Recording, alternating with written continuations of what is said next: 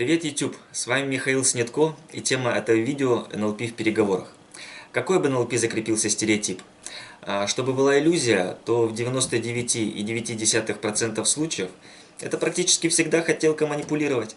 То есть как на собеседника напустить такой жидкий гипноз, чтобы человек зазомбировался и у него рука потянулась подписывать договор. Многие стремятся изучать НЛП с целью научиться воздействовать на оппонента подсознательно. Что значит подсознательно?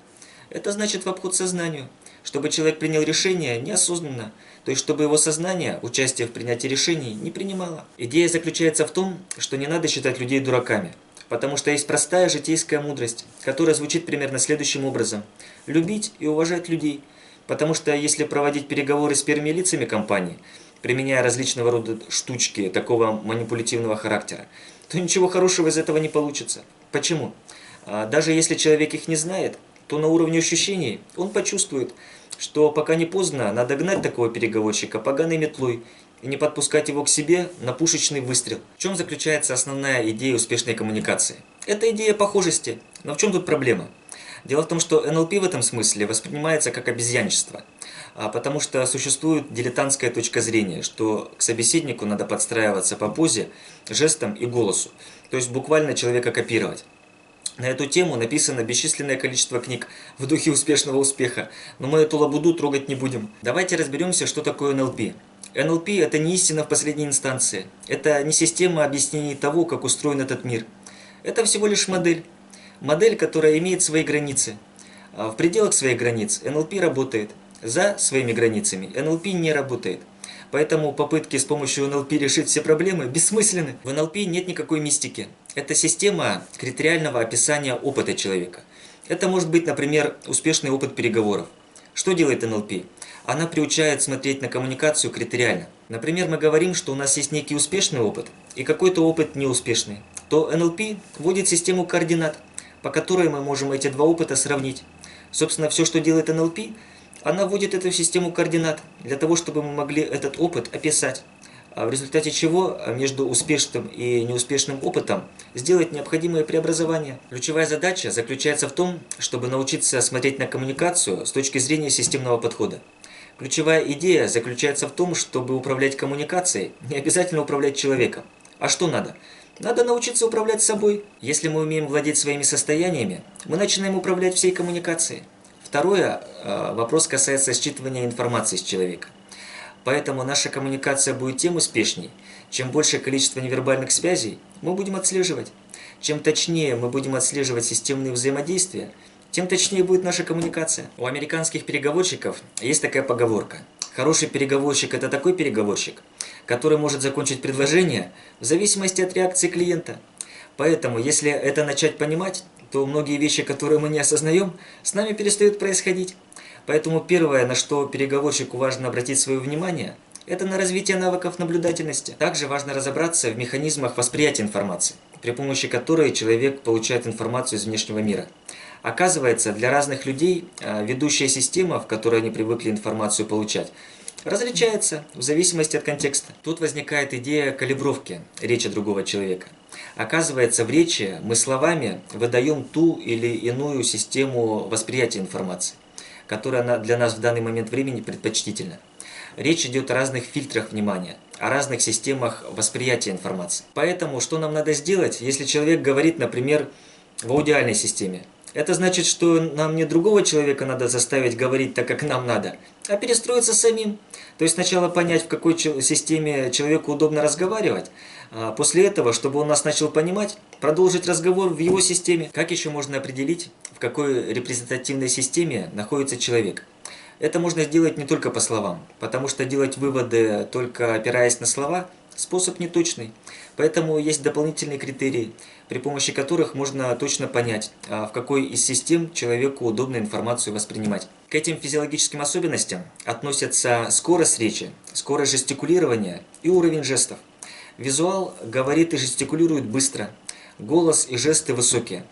Кинестетик говорит и жестикулирует медленно, голос и жесты низкие. Аудиал усредненно. Если это отслеживать, то достаточно точно можно сделать вывод, что перед нами человек, у которого в данном контексте преобладает та или иная система восприятия. Потому что одни только слова не дают достаточной информации, а такие физиологические особенности человека дают понять, в какой системе человеку с нами разговаривать комфортно. Также исследования показали, что микродвижения наших глаз соответствуют тому или иному каналу восприятия и обработки информации. Например, если человек воспринимает информацию визуально, его глаза поднимаются вверх. Более того, имеет большое значение, в какую сторону они вверх поворачиваются. Если глаза поворачиваются вправо, то это конструирование, то есть придумывание. Влево – это воспоминание. Соответственно, по средней линии – это аудиальное восприятие. Внизу – кинестетика. Но в чем кроется проблема глазодвигательных реакций? Например, человек может оказаться левшой, или как агент-разведчик двигать глазами в противоположную сторону. Или вообще инопланетянская версия. Например, человека-родители воспитали левшой, а на самом деле он правша, который знает все эти штучки. И в силу духа своего противоречия двигает глазами в противоположную сторону специально. Еще в НЛП распространен такой термин, как якоря. Якорь – это то, что было еще исследовано товарищем Павловым на собачках. Это безусловные и условные рефлексы. В некотором смысле якорь – это условные рефлексы. Что такое якорь? Это соединение какого-то внешнего стимула и какого-то внутреннего состояния. Существенную роль в переговорах занимают пространственные якоря. Например, когда мы идем в компанию, и там есть переговорная комната, то эта переговорка нашему собеседнику будет помогать. Каким образом? Она ему будет создавать специальное состояние. Более того, это состояние будет поддерживаться. Понимая это, мы этими вещами можем начать управлять. Поэтому, если мы видим, что наш собеседник сел на какое-то определенное место, то, скорее всего, это пространственный якорь. Поэтому, если в процессе переговоров перед нами стоит задача оппонента из этого состояния вывести, то что надо для этого сделать? Надо каким-то образом сделать так, чтобы он пересел. Если говорить о нашем восприятии информации, то существует внешний мир и собеседник, который воспринимает какую-то информацию. Он формирует свою картину мира. Дело в том, что эта картина мира, которая формируется из внешнего мира, формируется не просто параллельным переносом. Она формируется при помощи конкретных механизмов восприятия информации, которые в нас, как в людей, встроены. Какие бывают механизмы? Первый механизм – обобщение. С одной стороны, этот механизм хорош тем, что нам не надо обучаться одному и тому же несколько раз. А с другой стороны, он вытворяет с нами разные шутки. Например, у многих людей складывается стереотип, что дверь открывается ручкой вниз. Поэтому, чтобы научиться открывать дверь ручкой вверх, должно пройти определенное время. Второй механизм – механизм искажения. Этот механизм связан с тем, как мы воспринимаем информацию из внешнего мира. Потому что у каждого из нас есть свой джентльменский набор фильтров. И эти фильтры начинают искажать. Следующий механизм – механизм опущения информации. Что значит опущение? Опущение – это механизм, при помощи которого мы избирательно обращаем внимание на какие-то изменения нашего опыта, исключая при этом другие. То есть у нас есть какие-то свои убеждения, где мы считаем, что это для нас важно. И на это мы обращаем больше своего внимания. А это не важно, и на это мы обращаем меньше внимания. Таким образом, у человека формируется то, что называется внутреннее пространство, его внутренний мир. Когда человек получил и обработал какую-то информацию, он начинает по этому поводу размышлять. В чем заключается проблема искажения информации? Проблема искажения заключается в том, что эти его рассуждения связаны не с какими-то внешними событиями человека, а напрямую с его картиной мира. Тут также важно выделить такие понятия, как глубинные и поверхностные структуры. Что это за структуры? Глубинные структуры человека – это то, что мы воспринимаем, а поверхностные – это то, как мы про это говорим. Но в чем заключается проблема? Часто получается так, что это абсолютно разные вещи. Дело в том, что разными они становятся по следующей причине. Потому что и в этом случае также участвуют обобщение, опущение и искажение информации. Следующее, на что важно обращать свое внимание, это какой референции человек тяготеет. Что такое референция? Это на основании чего опыта человек принимает решение. Какие референции бывают? Референции всего две. Это внутренняя и внешняя. Внешняя референция – это когда человек принимает решения на основании опыта других людей. А внутренняя референция – это когда я принимаю решения на основании своего опыта. Также в коммуникации важно учитывать мотивацию достижения и избегания. Что это означает? Люди с мотивацией достижения сосредоточены на цели и не видят ничего, кроме цели. Человек с мотивацией избегания цель теоретически видит, но его фокус внимания сосредоточен на том, что как бы постараться избежать неприятностей. В чем заключается проблема? Проблема заключается в том, что фильтры внимания человека характерны тем, что люди не могут воспринимать информацию с другого полюса. Следующее, что важно понимать, это способ человека, при помощи которого он продвигается к цели. Речь идет о людях возможностных и процедурных. Если говорить о целеполагании, то есть цель и есть путь достижения этой цели. Люди возможностные видят только цель, а люди процедурные видят только последовательность шагов достижения этой цели. Они исходят из простого предположения, что если есть последовательность шагов, которая дает нужный результат, то зачем искушать судьбу? То задача проделать эту последовательность шагов и получить нужный результат. Люди возможностные пошагово мыслить не могут. Они мыслят возможностями. Важно также разобрать, как мы, люди, принимаем решения. Например, откуда человек узнает, что он чему-то научился. На самом деле стратегий принятия решений не так уж много. Их одна, максимум две. Какие стратегии принятия решений бывают? Первое – это по количеству повторений. Второе – по времени.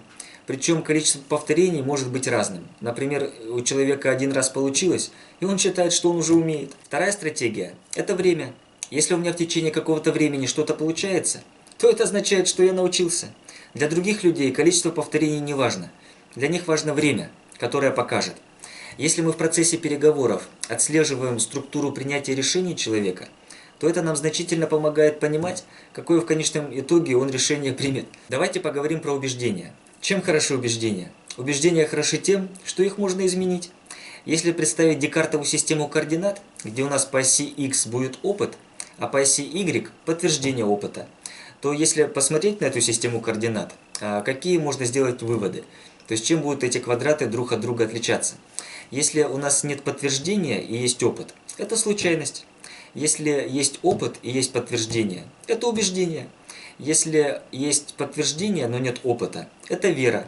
И если нет подтверждения и нет опыта, это сомнение. Идея заключается в том, что мы у человека убеждения изменить не можем. Убеждение – это его способ информацию в своей голове структурировать. Поэтому единственная возможность, которая нам предоставляется, это перевести его из зоны убеждений в зону сомнений, где он может свое убеждение изменить или не изменить. Как убеждение меняется? Предположим, у человека есть некое убеждение. Убеждение характерно тем, что это всегда жесткое структурирование информации из внешнего мира. Человек таким способом раскладывает информацию по полочкам своего убеждения. Люди часто закрыты для доступа к какой-то сторонней информации. То есть, если человек убежден, то он по этому поводу слышать ничего не хочет. Но возникает момент, когда человек становится готов к восприятию какой-то новой информации. Вся новая информация сначала воспринимается в связи со старыми убеждениями, но потом, через какой-то промежуток времени, по закону диалектики, происходит переход из количественных изменений в качественные. В этот момент времени человек переходит в зону сомнений. Потому что когда количество новой информации начинает балансировать со старой, непонятно, что считать правдой. Дело в том, что после получения достаточного количества новой информации всегда возникает сомнение. Сомнение – это важная вещь, потому что после того, как сомнение возникло, после того, как образовался баланс между тем, что было раньше, и тем, что человек узнал нового, есть единственный способ. Какой? Эту информацию проверить. Так меняется убеждение. Поэтому все, что надо делать, это следовать по простому пути изменения убеждений. То есть мы сначала человеку закидываем новую информацию, у него возникает сомнение, после чего он начинает проверять. Также важно учитывать такую важную вещь, что изменение убеждений является вещью вероятностной. Потому что свободу воли никто не отменял. Потому что человек всегда имеет право остаться при своем. Давайте рассмотрим такой инструмент работы с убеждениями, как построение речевых парадоксов. Что такое речевые парадоксы? Если мы начинаем нарушать законы формальной логики, связывая с собой понятия, противоположные по смыслу, то оказывается, что связывая такие понятия речевыми связками, можно получить симпатичный эффект. Мы можем начать строить речевые парадоксы по нескольким моделям. Первая модель. Мы в одном предложении объединяем пары противоположных понятий. Как это делается? Самая простая вещь, как противоположные понятия можно сформулировать, это глагол и его отрицание. То есть глагол плюс связка плюс не глагол. Как это звучит? Например, подумайте над тем, насколько вам хорошо видно то, что вы не видите, и насколько хорошо вам заметно то, что незаметно.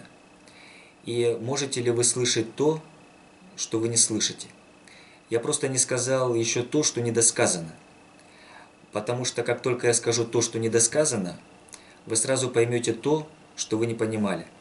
Потому что на самом деле важно понимать то, что непонятно, в результате чего вы сможете узнать то, что неизвестно. Эти парадоксы основаны на том, что мы делаем не что иное, как нарушаем законы формальной логики.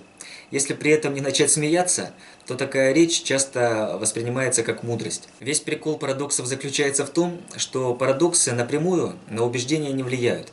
А что делают парадоксы? Парадоксы выводят человека в неструктурированное пространство, где он может что-то в своей голове переструктурировать. Механика построения второго способа парадоксов выглядит примерно следующим образом. У нас есть понятия, которые воспринимаются одинаково по смыслу. Что мы делаем? Мы берем понятие и начинаем его разрывать, как если бы у этого понятия было два смысла. Но по сути мы делаем то, что берем два понятия, одинаковые по смыслу. Например, понимать, осознавать. Как это звучит? Насколько вы понимаете то, что вы не осознаете? Слышать и слушать. Насколько вам хорошо слышно то, чего вы не слышите? Найти решение, решить задачу, найти решение. Часто получается так, что решить задачу – это еще не значит найти решение. Ценить, дорожить. Если вы что-то цените, это еще не означает, что вы этим дорожите. Потому что люди часто дорожат тем, чего не ценят. Есть еще красивый лингвистический способ работы с ограничением картины мира, типа «должен» и «обязан». Если представить Декартову систему координат, где у нас по оси x будет «да», а по оси y «нет», то у нас появится 4 квадрата. Да, да, да, нет, нет, да и нет, нет. Давайте разберем убеждение «я должен ходить на работу». То есть, что произойдет, если я пойду на работу? Дело в том, что на этот вопрос может ответить каждый. Но проблема заключается в том, что люди часто мыслят только в этом квадрате, ограничивая свое представление. Давайте сформулируем вопросы из других квадратов. Что произойдет, если я не пойду на работу? Что не произойдет, если я не пойду на работу? Что не произойдет, если я пойду на работу?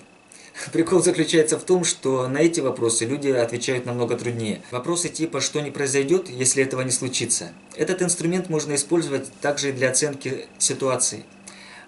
Потому что если я начинаю думать, что не случится, если я что-то не сделаю, ведь если я что-то не сделаю, все равно что-то не произойдет.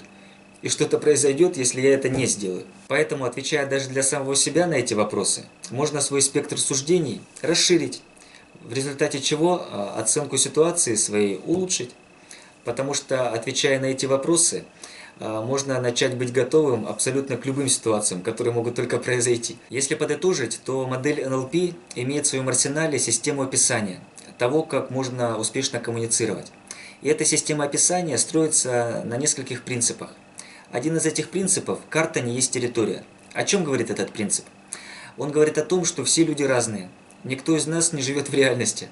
Каждый из нас живет в своей психической реальности. У каждого из нас есть свои фильтры внимания, того, как мы воспринимаем информацию из внешнего мира. У каждого из нас свои настройки. Это крайне важная мысль. Дело в том, что мы живем внутри собственных иллюзий, потому что говорить, например, что мои фильтры внимания лучше, чем ваши, бессмысленно. Все люди разные, и каждый имеет право воспринимать информацию из внешнего мира в соответствии со своими фильтрами внимания. Следующий принцип – наблюдатель формирует систему. О чем говорит этот принцип? Он говорит о том, что каждый в этом мире живет так, как он о нем думает. Мы живем в том мире, который для себя создаем. Следующий принцип – сигналы тела есть часть единой системы. Что значит этот принцип? Это говорит о том, что мы всегда телесно выражаем то, что думаем. Это тоже системное взаимодействие между телом и разумом. То есть, если мы о чем-то думаем, то это всегда проявляется телесно.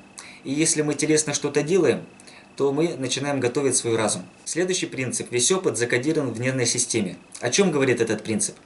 Это говорит о том, что у нас всегда есть доступ к любому опыту и к любому из тех состояний, которые у нас были в прошлом. Почему эти принципы важны? Дело в том, что если мы находимся в рамках этих принципов, то НЛП начинает работать. Если мы выходим за рамки, НЛП работать перестает. На этой оптимистической ноте предлагаю данное видео закруглять. Поэтому хочу вам пожелать повышения вашей эффективности, увеличения вашего благосостояния, а также счастья и понимания в личной жизни. Пусть вам всегда сопутствует удача. Подписывайтесь на мой канал, высказывайте свою точку зрения в комментариях, ставьте лайки и увидимся в следующих видео. Пока!